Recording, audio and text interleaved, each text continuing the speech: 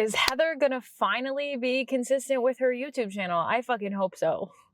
I fucking hope so, man. I think this might be like my third time trying to resurrect it, but this time it's great because I have nothing to prove and we're just gonna fucking yap about so many things that are commonly not talked about, including dark feminine energy and witchy shit, which is why we are here today. So I'm going to talk about my experience being claimed by the Morrigan, which happened in December.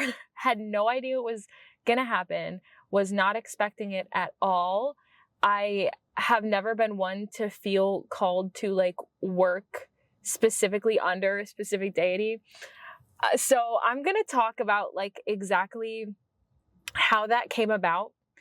And it happened in December, but I had been working and sort of unknowingly beginning to work with dark feminine energies even before being officially claimed. So I want to start there because dark feminine energy, and also specifically working under a dark feminine goddess, is not something that you just like start one day. It is like a whole fucking initiation into your shadows. So my journey with dark feminine energy started once I had begun integrating my light feminine energy. So I actually, both sides of my feminine energy used to be offline.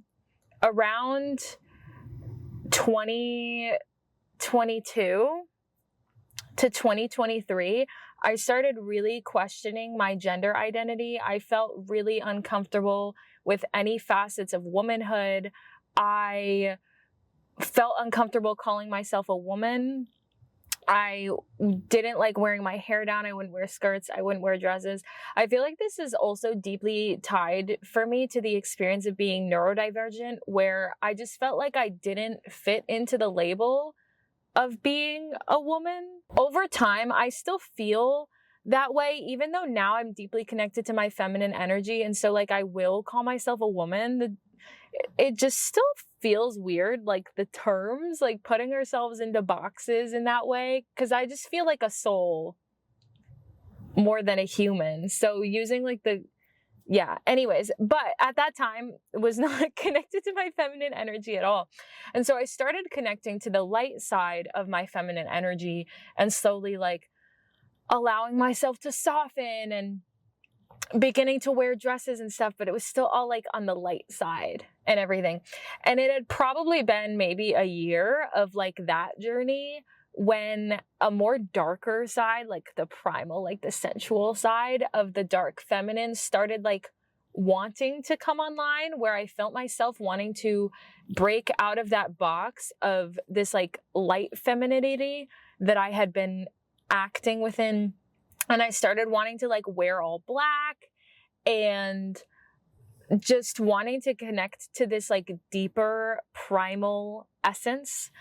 And around that time, I actually got my tattoo as well. I have a tattoo, Lilith sigil, on my arm. And if you don't know Lilith, so she's actually from Jewish mythology. And Lilith is Adam's partner before Eve. So Adam had a partner, Lilith, who was created as an equal. And Lilith refused to submit to Adam. She refused to be subservient to him. And so she was cast out of the Garden of Eden. And that's when Eve was created from Adam's rib.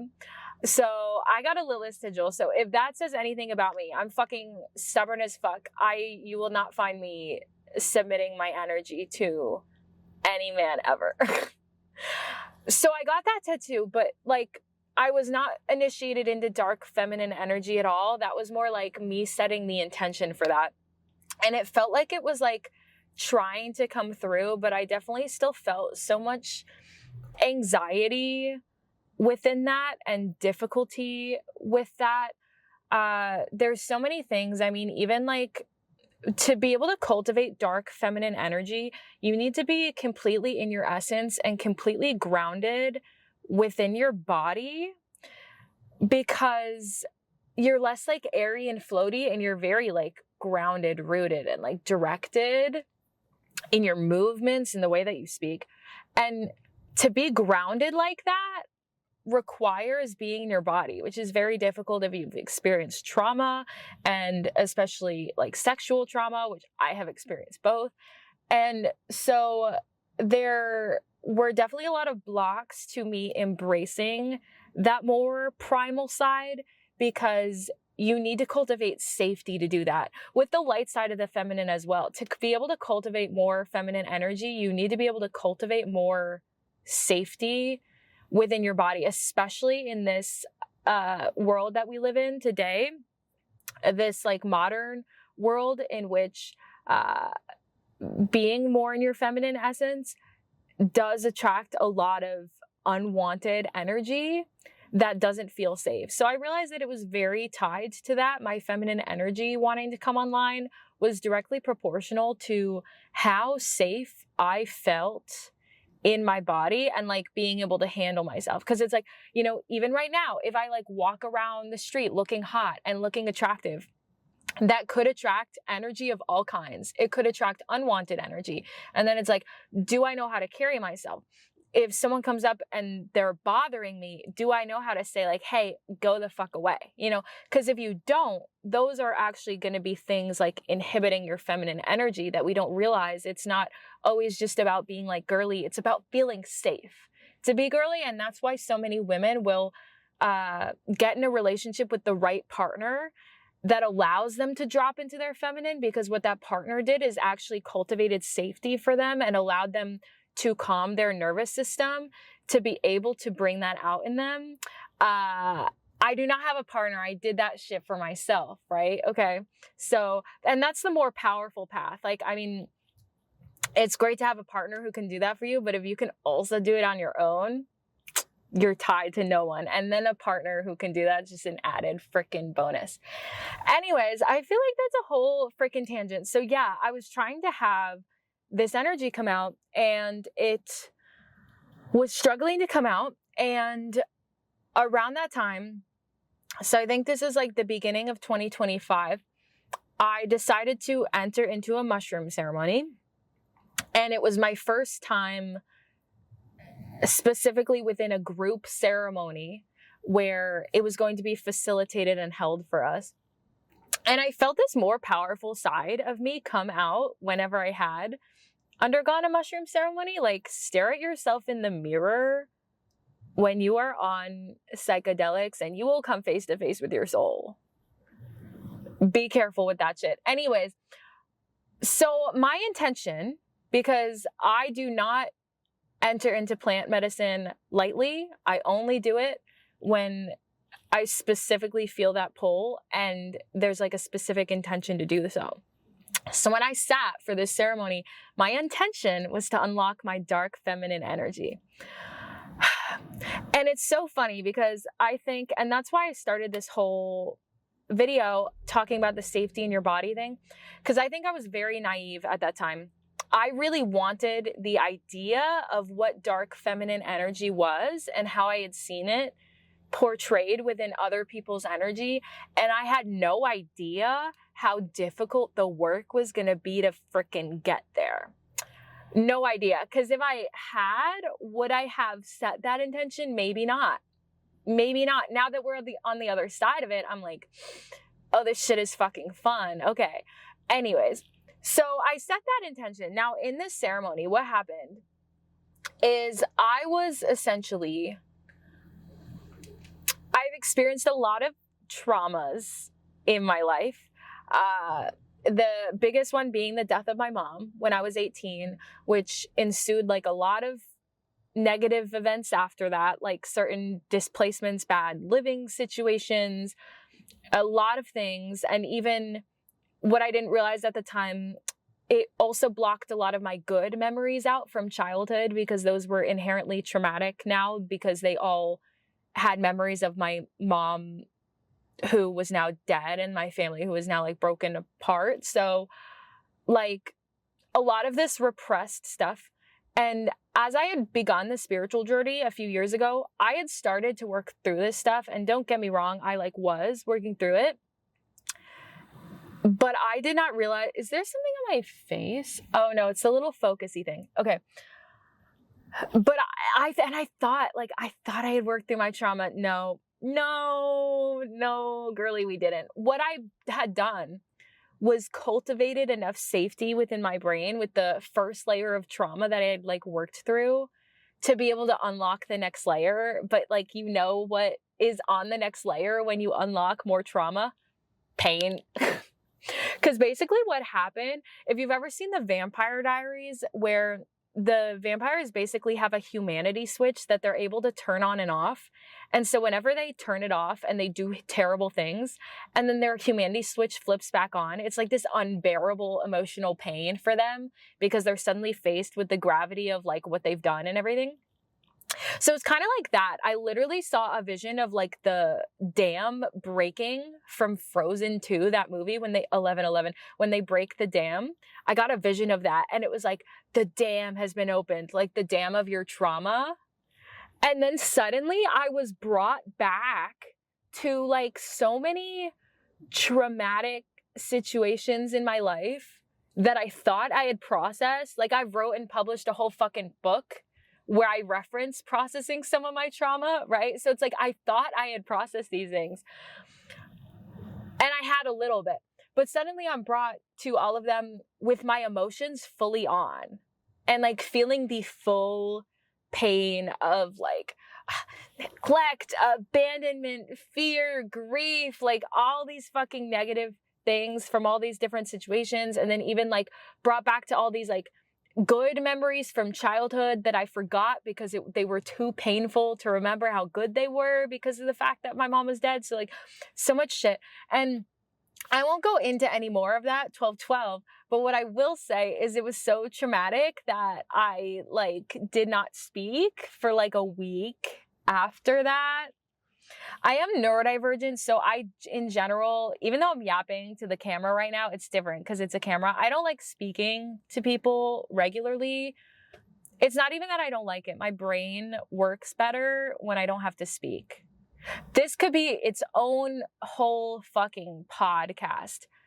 And I'll just really quickly right here, just before we get back into the main storyline, I've observed my brain and the mental processes that I use to connect to myself and order my thoughts, understand what I'm doing, connect to my essence, all of those are completely different from the parts of my brain that I have to use to speak and filter my thoughts into a form of human understanding to convey to other individuals.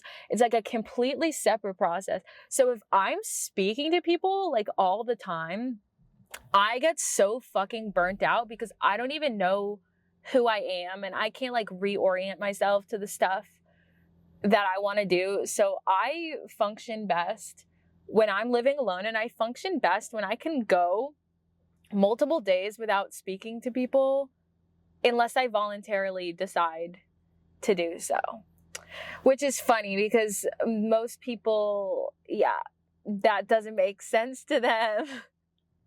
And most people thrive on socializing with other people to function. No. I mean, we could also get into energy vampire shit, but way too off topic.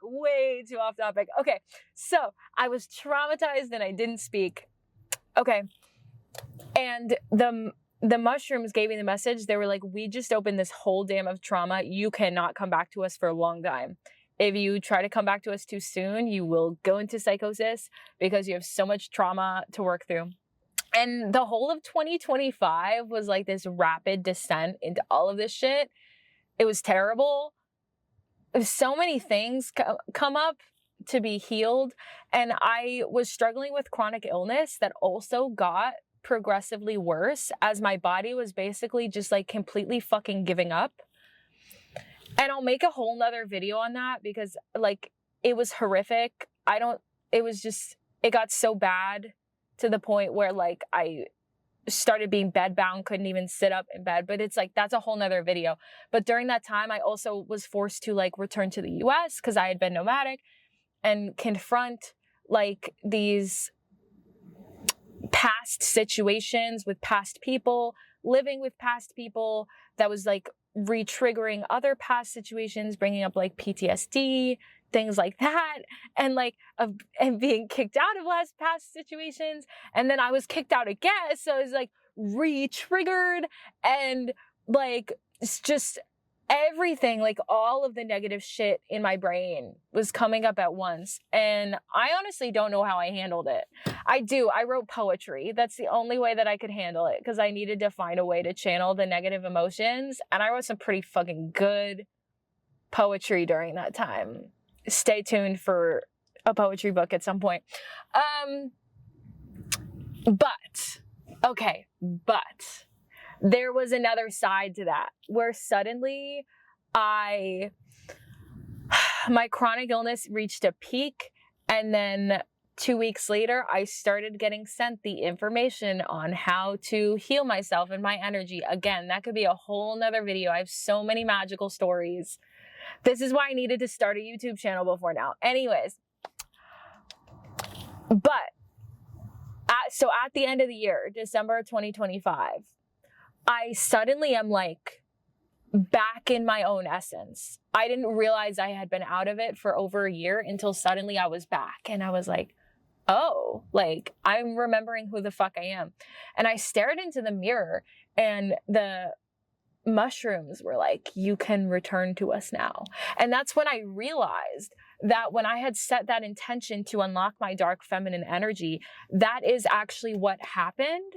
But dark energy, feminine or masculine energy, dark energy is unlocked through the fucking depths of hell. And it's unlocked through working through your shadows and your trauma and fully integrating them back into your body so that you are like a whole and complete human being that is now grounded, because there is no more trauma keeping you from living outside of your body. That is how dark energy is cultivated. So unknowingly, I had been on this entire journey for like a year to cultivate dark energy simply by working through and grounding and integrating my trauma. So now we get to the part, which is the title of this video, about how the Morrigan comes into play. So this was December, right? That I'm finally feeling back in my own essence and starting to feel the inklings of this like dark feminine energy returning to me, which had been completely gone. I mean, the whole year as I was starting to get sick with my chronic illness, it's like that all went on the back burner, right? You can't be in your essence and be in that like primal sensual energy if you are depleted. So I'm finally back in that energy. So now here's where it gets crazy. So if you remember, I said I had been given keys to heal my chronic illness, like magical keys. So this happened when I was staying at my friend's house, she's like also a witch. And we were absolutely meant to meet each other to activate each other's highest timelines. And that's a whole nother story that I could make a whole nother video about. If you enjoyed this video, subscribe, because I literally have 25 million fucking stories that I'm going to tell. But what you need to know for this video, so we're getting this information, I'm getting all this psychic information about these different rituals that we're both needing to do to upgrade our energy body. And there were multiple over the span of like the few weeks I lived at her house, because I had gotten kicked out from where I was living previously, which I thought was the end of the world at the time, but was so divine, because it turns out I needed to live at my friend's house to be able to activate all this stuff, because we needed to be in each other's energy. Anyways, one of the rituals that came through that we needed to do was specifically about the idea of being a time weaver, that phrase. And I'm not even going to go into like the specifics of, all you need to know is like I was getting these messages about like spiders and weaving webs and weaving the fabric of time. And we were both being initiated into further spiritual power in order to do that. Okay. While I was there, we went to this witchy town, and my friend bought this oracle deck that's different from other oracle decks. it's like each card is a different energy, like a different spirit. But they were like these darker cards and these random energies. It wasn't from a specific pantheon. Like it wasn't all the Greek gods and goddesses or something. It was just like these random energies we'd never heard before from like a plethora of different mythologies, pantheons, whatever. And what we would do, like we're both psychic. And so it was cool to have the cards because then we could then take the card and use it to call on that energy and connect to that specific energy and the medicine that they wanted to teach us and to provide for us. And I was leaving her house. I was going to go move in with other family. So it's like the beginning of January. And that day I'm going to leave. But she's looking through her deck and I decide to look through it. And I should preface actually, I knew nothing about the Morrigan. I didn't know who she was. I think in the maybe 2.5 years I'd been on the spiritual journey before this, I'd maybe had like 5 to 10 tarot videos come up with that name. So I, in the recesses of my mind, knew that that was some sort of spiritual thing, but I'd never been called to look it up. I didn't understand why the was in the beginning. Like I knew nothing about this. And when I was in the store where my friend bought this deck, I was actually called to a different deck and I didn't buy it, but it was full of witches, just like different powerful witch archetypes and deities. Like I think Kali Ma was in there, some other ones, and the Morrigan was there. And I like opened it and I just briefly scanned that name and I was like, like I am kind of interested to look up that name now because I had seen it a few times on tarot videos, but I just knew nothing about it. But I didn't end up buying that deck. Okay.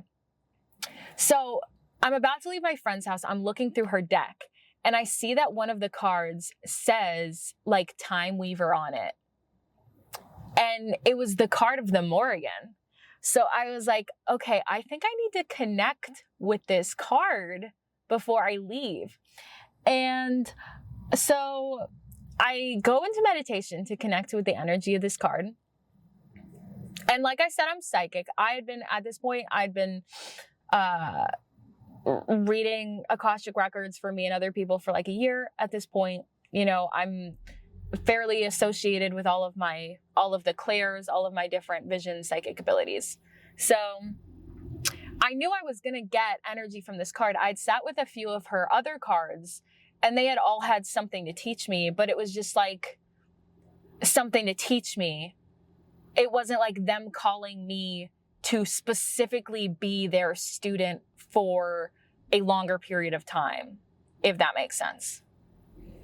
But I instantly get this vision. Okay, so because a lot of my visions will be through TV or movies and like a specific scene where the lesson of that scene or the metaphor going on in that scene then is providing whatever wisdom I'm needing in a specific situation. So I got a scene from Wednesday. So let me describe this scene for you. So this is fucking crazy. So in one of the episodes of Wednesday, the show in season 2, so Wednesday is basically, she has her own psychic powers and she had a spirit guide to guide her through her psychic powers. And in that show, they talk about there being 2 different archetypes, the dove and the raven, which is basically kind of metaphors for like the light feminine energy and the dark feminine energy. So it was like some people's powers were more in the dove archetype, and Wednesday's mom was like that. But Wednesday was a raven, which is like the dark archetype. And so she needed a spirit guide who was also a raven. And she had one, but in the end of the first season, that one went away. And when she got a new spirit guide, that spirit guide, I think, was a dove. So she wasn't able to fully help Wednesday. So Wednesday was needing more guidance from a raven specifically, from like this darker, more powerful energy. And so she was told that in the school cemetery, there was the grave of this woman who used to be a very powerful witch and a very powerful raven. And that like she could basically go call on this Raven for guidance, but it was like dangerous. So she goes to the cemetery and there's like a actual raven sitting on the tombstone or whatever. She puts her hand on the tombstone. And when she like says the spell or whatever it was to activate this, she's suddenly like transported into this room with this powerful woman's spirit. And the woman, I think, gives her a candle or something and basically says like, now that you've initiated this can't be undone. You have to continue holding the light until it burns out. Like you must, like all truth will be illuminated. You cannot break this connection before it is finished or there will be consequences. And in the show itself, like in the show Wednesday, the connection actually does get broken. And so there are consequences. I won't spoil that for you, but that's the whole scene, right? Okay. So back to my story. I'm about to leave my friend's house. I decide to sit with this card, 3 cards. So I was like sitting with the other 2 energies first, and they were teaching me things. I'm taking notes. Okay. I sit with the Morrigan card. And I still don't know almost anything about this freaking card or about like the Morrigan. Did not know much about her. And I sit with the card and I instantly get the vision of Wednesday putting her hand on the tomb with the raven overlooking her and the woman saying like, now that like this has been initiated, this like cannot be undone. And then I'd like, oh, the raven was the Morrigan, but I was like under her wing and she was like taking me under her wing. So I got out of that state, that meditative state, and I went over to my friend and I was like, I think I was just fucking claimed by the Morrigan, which is crazy because my friend has been working under Hecate, which is the Greek goddess of magic, for a while. I can't say how long, but definitely like over a year. And I knew that. So she had been working under her and we had been friends, but I had never been specifically in my spiritual journey. Like I said in the beginning, I'd never been specifically guided to work under a deity like that. I had always cultivated my own direct connection and it had never felt right to like submit my authority in that way to like pagan worship. And so it had just like never come up for me to do. And then it's like, so it's like, I didn't fucking ask for this shit. But like, I have my own psychic perception. So it was like so strong. So I came to her and I was like, I think I was just fucking claimed by the Morrigan. So then of course I'm like, okay, where do I even start with this? And they say, you know, obviously learn what you can about the deity, which I knew nothing. And the more that I learned about her, the more it was crazy to me that it was clearly so divinely guided to be claimed by her without me even knowing. So first off, the fact that she is actually a Celtic deity and I am half Irish. And so, but I'm from America. So I've never been able to like fully connect in the way a lot of Americans, unfortunately, kind of don't end up fully connecting to their ancestry if they're not raised deeply in it. I had never been able to fully connect. And so the fact that she was like a Celtic deity felt perfect in terms of like actually connecting to like deeper to my ancestral roots. And then even, I mean, I don't know if you can see because my mic, the triquetra with a circle, that symbol came to me before I even knew that it was Celtic. Can't even go into that story, but like a little while ago, that symbol had come to me through different synchronicities. And then I realized that it was Irish roots. And when I published my book and I had to name my own publishing company, I named it after my mother's maiden name and her mother's maiden name, which are both Irish names. So then my publisher logo, I picked this triquetra Celtic symbol. And that's why I have the necklace, because I bought the necklace as like my symbol for my book, my publisher symbol. But like, it's also this Celtic symbol when I'm being called on to work with this Celtic deity. Not only that, but she is the goddess of like war, fate, sovereignty, and prophecy. So this was crazy to me because what had happened? And I was like, it was signs the Morrigan might be connecting with you. And it was like, have you seen a lot of ravens or crows? And then it was like, have you been getting prophetic signs or things related to prophecies? And so first off, even in that vision when I was claimed, right, it was like by a raven. Like I saw a raven, not knowing that was one of her symbols. Second off, what happened when me and my witchy friend, like I said, we're doing all of these rituals to upgrade our gifts. We both got the downloads for our specific magical businesses that we needed to run and like the gifts that they were operating within. And mine was prophecies. So like I said, I'd been a channeler for a while, but suddenly, and I think I told you, when I started getting initiated into dark feminine energy, the only way for me to process my emotions was by writing poetry. So I was channeling the energy of my emotions into poetry. And once I had worked through all my emotions, it was like there was this empty space. And then I started channeling this like magical spiritual poetry. And then I realized that just like I was channeling my energy or my emotions into poetry, I could channel different energies into poetry. And then I started getting sent these prophecies in my sleep.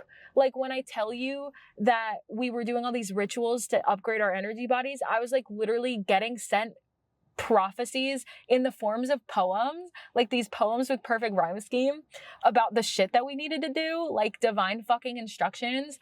And then one of them, like I need to make a whole video just about my prophecies too, but one of them literally in the lines, it was like, initiate poetic prophecy. And then right after that, I was like, oh my God, poetic prophecies. Like I could do poems for people. Because I think a few days before, my friend was like, well, what if you opened your Akashic records, but you tried to get a poem from there? And I did for myself, and it was so powerful. And then like 2 days later, in my sleep, I get another prophecy, and it says in it, initiate poetic prophecy. And I'm like, oh my God, that's my business. If you're watching this right now, it's already launched. You can get a personal poetic prophecy at the link in the description. Magical fucking shit, which is so perfect because I love poetry. And it's like, this is the type of thing I never would have thought to do on my own. It's like God just like dropped the idea into my head. It's so fucking divine. I really hope no muggles are watching this video because there's a lot of woo woo. Okay. Anyways, where even was I? Yeah. So then I started channeling these prophecies. Not to mention, since my psychic gifts got heightened when me and my friends started doing all these rituals, I kept getting woken up with information at 3 a.m, like every single fucking night, like clockwork. And half the time it was for prophecies. So I'd wake up and I'm like, why the fuck am I awake? And I like another prophecy, and then I scribble it, and then I go back to sleep. These are my collective prophecies that I've been posting on my account. Most of them have come through in the middle of the night when I'm trying to fucking sleep. Okay. And so I've been channeling these prophecies, okay, starting like mid-December. And so in January, in the beginning of January is when I got claimed by the Morrigan. And then I'm looking her up and it's saying like, she's the goddess of prophecy. And I'm like, what the fuck? The other thing, it said she's the goddess of sovereignty. So I had started using that word in December with like, and it was interesting because I was like, where did I get that from? Why was I using that word? But I started getting these messages about like places in which I was submitting my energetic sovereignty to people and I shouldn't have been. And that was the way the phrase came through, was energetic sovereignty. And I'd never read that anywhere. Like it just kind of came through. I was like, this is interesting and new. But this idea of sovereignty, like being a sovereign being. So, you know, when we encounter other people and we put them on a pedestal or something like that, we can actually like subconsciously, energetically submit to them, and it warps the energy dynamics and it allows us to not stand in our power. So I was like getting these messages about like, stop submitting your energetic sovereignty. And then like the Morrigan's the goddess of fucking sovereignty. I'm like, okay, of course. So like, I continue to lose my mind at all that. Like I said, I wasn't looking to be claimed. I didn't ask to be claimed. I knew nothing about her.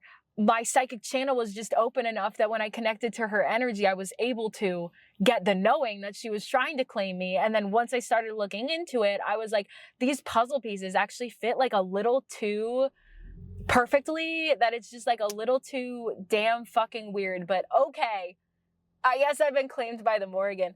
And I have to say, since then, I have really, really enjoyed it. It's funny because you could say when you're working with one of those deities that it's almost as if they're like a parental figure. And I am not used to submitting to a parental figure. So, like my mom died, obviously, and my dad, like we had different issues that we were like working through, and we were now like reconnecting and getting closer. But in the beginning of that time and in the beginning of my adulthood, I was essentially the captain of my own ship, like emotionally, and didn't have anyone else super present. And so I have built my whole psyche and ability. And this part of why I'm such a good like coach and facilitator. I was forced to figure all this shit out on my own without relying on other people. So that's how I know my shadows so damn well. But anyways, I'm not used to submitting to like authority or to parents. And like, I'm so fucking like stubborn. And even with the Lilith sigil, right? Like she's not gonna submit to Adam. Like I'm so fucking stubborn. I would not be able to work under just anyone or work under just any deity. Like they would need to command like a lot of fucking respect. And they would also need to respect me. And so the more I worked with the Morrigan and felt her energy and had our interactions with her energy, it was just, I was like, wow, like she is the perfect person to guide me because she's like a takes no shit, tough love type thing. And it's like, I wouldn't expect anything less. Like I need someone who's kind of like calls me on my bullshit type of thing. And because she does that, but like with love, but like, you know, no stone unturned, illuminates truth. Like I respect the fucking hell out of her, you know? And so much respect for her too, because even in the tough love and everything, it's all just her trying to not have me submit to her in a way like, you will listen to me, I have power, but like work as a student under her for me to realize the aspects of her that exist within myself and reclaim my own energetic sovereignty and my own power. So I've really, really enjoyed it a lot. And it's been very, very powerful. And especially at a perfect time in this shift in which I am being called to finally externalize all of the spiritual work that I've done within myself in a way that is seen and felt and not so easily fucked with, I want to say. Because for a while I've been operating within that like good girl or like light side spiritual archetype. And I think it allowed my energy to stay hidden for a long time where people weren't fully understanding that I could clock their shit. Or that I know what I'm talking about, no matter how young I look or how young I am. And yeah, I think the other thing I want to say, she told me I needed to train with a weapon. And I already spin dragon staff, which technically is a weapon, but I already know that one. So she was like, no, you need a new one. And so I got a sword and I've started doing sword yoga. And I've literally only just started, but whenever I swing around that sword, I'm like, oh, I see why she told me to do that. Cause I just feel like the most powerful fucking bitch in the world. And I'm like, oh my gosh, how was there even a past reality in which like I was afraid of fucking speaking my mind or afraid of setting boundaries? Like I'm finally remembering who the fuck I am, and like, I'm not gonna let people like toss me around. I'm swinging my sword. I'm like the most powerful woman in the universe. Like, this is amazing. Anyone watching this, I highly recommend you get a sword. Highly recommend. But yeah, so that is been, so I was claimed, I guess, the beginning of January, and so now it's almost the end of March. So it really has not been that long, and I'm still like learning new things every day and learning new things about how to even like cultivate this deity relationship, which is a more consistent relationship rather than other ones that I said were one-off. Because like literally in the vision, it was like, if you stop working with me, you're going to feel it. There will be consequences. And that even happened for me in the past 2 weeks. Not like I was being punished, but what happened was, since I wasn't connecting with her as regularly, my dark feminine energy, which is coming online, but I'm not used to expressing outwardly. So it's almost like a baby bird that needs like a little encouragement sort of thing. And because I had not been connecting to her, I was busy with like other things. That dark energy wasn't being properly like cultivated and expressed. And so I started to go insane because I'm realizing like, oh shit, like this needs to be expressed or like I'm gonna explode sort of thing. Women are more chronically ill than men, and it's from self-suppression. I'm just gonna throw that in there. But yeah. So where was I even going with that? Yeah, it hasn't been that long, but I saw the effects of like stopping the work. So I've continued, and I'm like wearing my black outfit today, and I feel so fucking powerful, and I'm swinging the sword. I'm like, fuck yeah. And it makes me even want to embrace the light side of my feminine energy and like the whimsy and the joy even more, because it's like now I know how to balance the two and also protect myself. Like, you can interpret me however you want and you cannot take me seriously, but I know myself, I take myself seriously, and I can still fucking clock you and your energy. So it's gonna be your own fucking downfall if you underestimate me.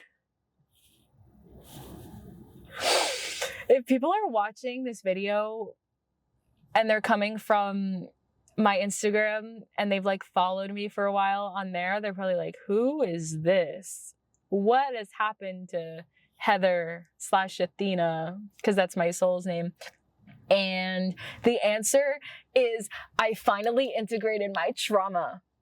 And this is what it looks like when a woman gets fully grounded back into her body, fully opens her throat chakra, is finally not afraid of other people's fucking opinions, and is so rooted in themselves and their purpose that they are gonna do whatever the fuck it takes to enact that purpose, no matter other people's perceptions of them. Fucking powerful shit, bro. Okay, I will see you next week in the next video. Okay, I totally forgot to film an outro. Like, comment, and subscribe to this video. I'm going to be posting videos every Friday, and you can click the link in the description for all of the resources related to my business. I have a published book you can go read about the beginning of my spiritual journey. I also have my poetic prophecies, so you can go order one of those if you want me to channel for you. Stay tuned. I'm going to be relaunching my esoteric school within the next few months.